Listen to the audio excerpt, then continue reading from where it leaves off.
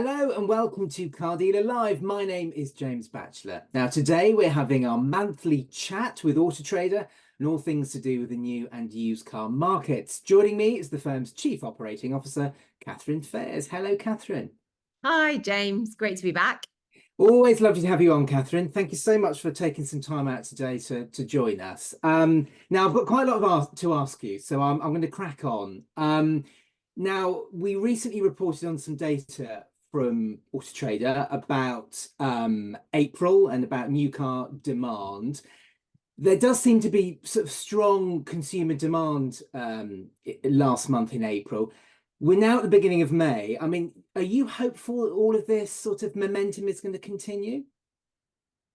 Absolutely. So we did see a strong start to 2024. Demand, transactions, speed of sale, the key metrics that we track, all trending really strongly. Encouragingly, that momentum's absolutely continued through April. And when we get into May, the signals are strong that we'll continue to see those really positive metrics.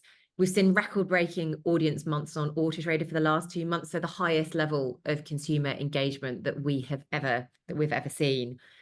The demand index that we derive from that is now showing that consumer demand's up about 8%, and that's flowing through to used car transaction volumes, which are also up about 3-4% as well. Interestingly, in April, we are expecting used car supply to contract slightly for the first time since last summer, and that is resulting in a really robust retail market, with our market health metric then up 9%, which is a really strong percentage, and stronger than we've seen for the last couple of months. Finally, this is now helping to stabilize used car prices, although they are still trending down a bit on prior year. On a month-on-month basis, pricing's up about 1.5%. That's the first increase we've seen for a number of months now. It is in line with the usual seasonal trends we'd expect to see in April, but we haven't seen usual seasonal trends over the last few months. We've been seeing this very odd, for us, disconnect between what we're seeing in terms of demand, speed of sale, transaction volumes, and then what's been happening in the fundamentals of pricing. We've seen prices corrected where actually market health and overall demand looks strong. Hopefully, this is now a sign that we're seeing more stability, pricing reflecting that wider market context. Consumers for now, we speak to 25,000 or so each year through our market research. All of the lead indicators on them prioritizing automotive spend, confidence over affordability, the number of consumers in market, all of those stats look strong. So hopeful for good momentum into May and continued robust health of the market through for the second half of this year. I mean, one theme that we spoke about with Ian Plummer last month was about discounts on new cars. I mean, that's we saw it in March and April. I mean, it's only gonna continue this, isn't it? I think that's right. Certainly for the electric vehicle makes and models that we're seeing coming to market, we know they're still at a significant price premium to their petrol and diesel equivalents. And we've seen in the used car market, through the correction in electric used car pricing, that when the price point's right for electric vehicles, consumers will absolutely make the switch. And we're seeing some of that correction now beginning to flow through into the new car retail market for electric vehicles. With the ZEV mandate coming this year, we know that all manufacturers have to hit this 22% target. So we're very much expecting to see continued discounting, continued manufacturer activity to encourage consumers into that stock, into those vehicles, so that manufacturers are able to hit that 22% target for this year. One of the you came to our Car Dealer Live conference in March, and one of the many themes you spoke about was about retailers, and they can't afford to ignore the sensation of change. Everything's changing in the landscape at the moment. Do you think that's still the case? I mean, that was back in March. Do you think that's still the case? Do you think we're sort of getting back to slightly more normal retail conditions? So I think from a market health perspective and overall supply demand, we're getting back to more stable conditions, I would say, just because we've had this very significant pricing disconnect over the last few months. I think if you take it up a level and think more broadly about the big structural trends impacting our market, then we're absolutely still in a period of unprecedented change. This once in a century shift to electric vehicles, the growth in omnichannel retailing, and changes in the retailing models with manufacturers looking to sell directly. You then also got those much longer term trends like autonomous functionality into vehicles and subscription services, changing access models for consumers.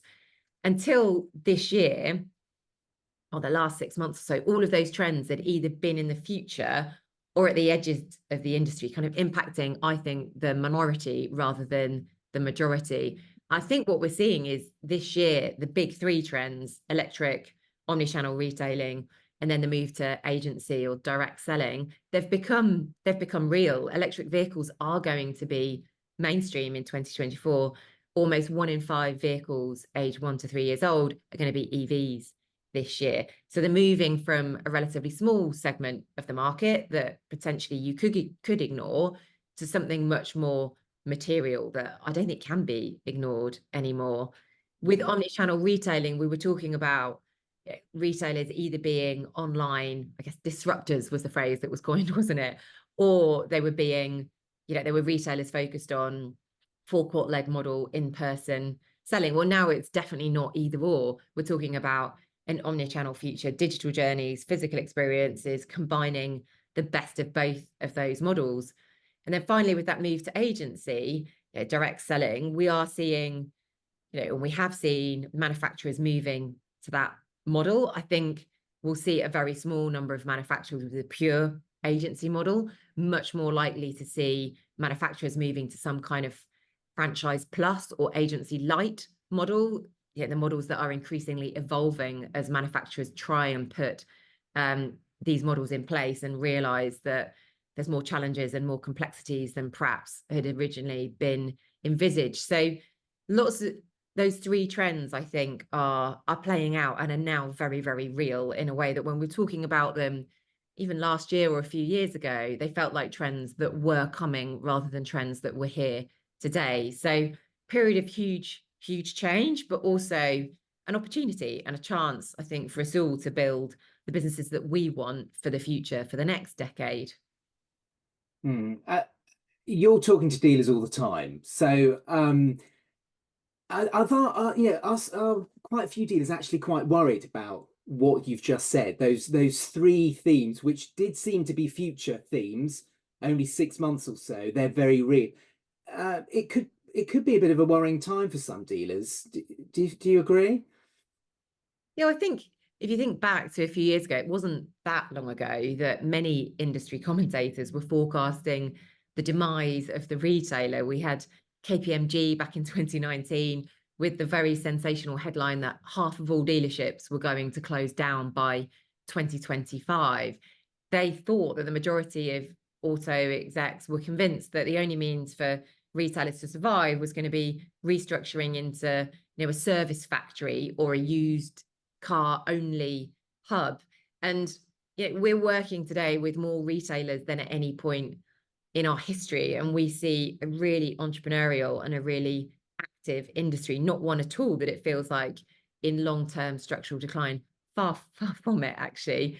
We then saw back in 2021 Cox Automotive predict that by 2026, so 18 months, 2 years time, that up to 42% of new and used car sales would be online. Well, reality is today we're about 3% of the used car market selling end-to-end online. So it's been quite popular over the last few years to project forward this future and this view on these trends that actually it means that the role of the retailer either reduces significantly or becomes much less relevant. Well, everything we see today suggests that actually that road ahead for retailers, it is of course going to look different, but with it comes as many opportunities to actually strengthen the role of the retailer and to become a more important part of that car buying journey for consumers. If you go back to those three trends again, with electric vehicles, for example, consumers are telling us that they want support. They're more likely to ask the retailer for ideas and for advice than they are petrol or diesel consumers, where they perhaps feel more confident about the purchase. That electric vehicle buying journey is huge for consumers. It's a product shift, a technology shift. They might be buying from a different brand. They might be buying a fundamentally different product or proposition. Similarly, when it comes to omnichannel retailing, more than 90% of consumers tell us that they very much want an in-person experience as part of that buying journey. They value the support provided by retailers, the opportunity to experience the product, to test drive the car. And with agency and the move to agency, we see a more fragmented sales process, and consumers again looking for support from retailers rather than manufacturers, actually, to navigate the options available for them and to make sure that they are making the right choices. So actually, whilst the future is definitely not without challenges and the need to evolve, we absolutely see an opportunity for retailers to redefine and strengthen the role that they're playing in the car buying journey in the coming years. Yeah, I think for me, I think omnichannel is the biggest one out of all of those themes. It was something that was spoken about a lot, wasn't it? And all of a sudden, loads of dealers, many dealers across the country are doing exactly that now, aren't they? It's become normal, a normal way they operate, a little bit online, a little bit in person, and nice blend between them. So yeah. So let's just talk a bit about Auto Trader then. So with those challenges, those themes that we've just spoken about, how are you helping your retailers with this? Well, on that omnichannel theme, James, we created our Deal Builder product over a year ago now, so that all retailers can benefit from the opportunities that we think omnichannel retailing can bring. Car buyers absolutely want to do more online, and retailers are at the same time looking to drive performance and to operate more efficiently.